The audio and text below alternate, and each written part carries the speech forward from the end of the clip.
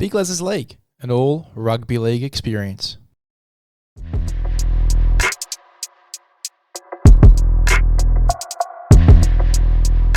Hello and welcome back to BTFU's Rugby League show. We've got some new hosts this season as well. You won't have to stare at my ugly mug for too much longer.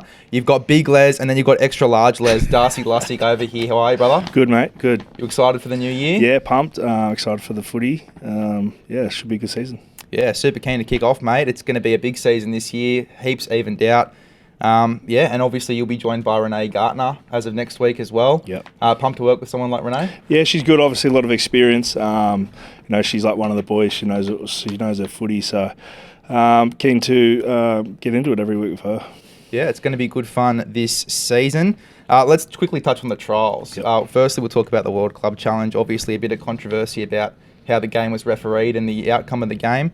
Obviously, a massive loss for the Panthers, losing two World Club Challenges in a row now. What are your thoughts on it?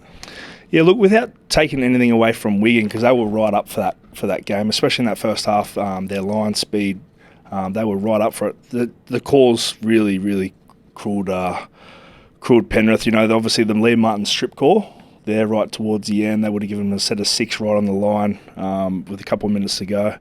And obviously the Wigan try that got sent up for the video ref. I thought personally that it was short, and then it was a double movement. So, but obviously they seen otherwise. But I think I've seen that the NRL's in talks to maybe overtake the Super League, and I think that would honestly be the best thing that could possibly happen for the Super League, because they've got probably 3 or 4 strong clubs there, and the rest are sort of just battling to stay alive. And there's no real leadership from the top, from the people running the Super League.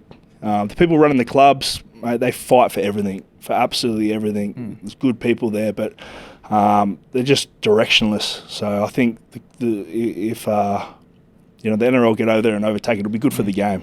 So. Well, the Super League's like Rugby League, NRL, like 5 or 10 years ago. That's how far they're behind. It is, mate. Yeah, obviously the funding over there isn't strong, but they're just so stuck in their ways over there. They obviously like the original teams, Wakefield, Castleford, but probably I'm a little bit bitter on them, obviously, because I was at Toronto and that all sort of went down the drain. But now you look at the NRL trying to start up that American competition. They've taken those games obviously to Vegas this week. Mate, we had a foot in the door there. We're getting 12,000 in the middle of Toronto to our games. We signed Sonny Bill Williams.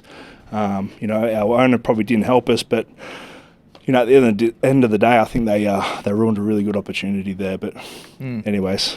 Yeah, totally. Well, a few calls in that game that obviously didn't go the way of the Panthers. That Liam Martin strip call was horrendous, wasn't it? Yeah, it was. It was. You could see him yelling for his teammates to get out to get out of the tackle when he stripped it, and then that would have given them, a set right on their line.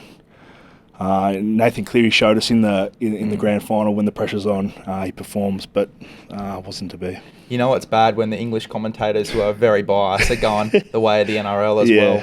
And they were supposed to ref with the NRL rules as well. That was something that they said during the game and when that call happened as well. So interesting to see that they didn't.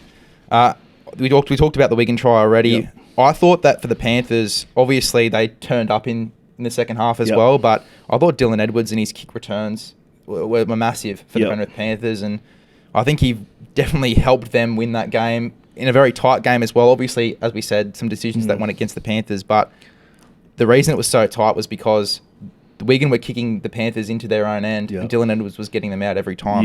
288 metres, a line break, 12 tackle bust, 71 post-contact metres. I mean, Dylan Edwards is coming red hot into this season, isn't he? And you think when they go play the World Club Challenge, they've the English team's already played, say, 2 or 3 trials, and they've already played round 1. So whereas Penrith, they wouldn't have played since the grand final. They wouldn't have played any trials. That's the first game. So they were right up for it. But you go over there, it's cold. Penrith have been training in 40-degree heat. It's freezing, but obviously you can't take anything away from Wigan. But Penrith now, I think that's 4 World Club challenges and 4 losses. Yeah, not good. Not looking good for them at all.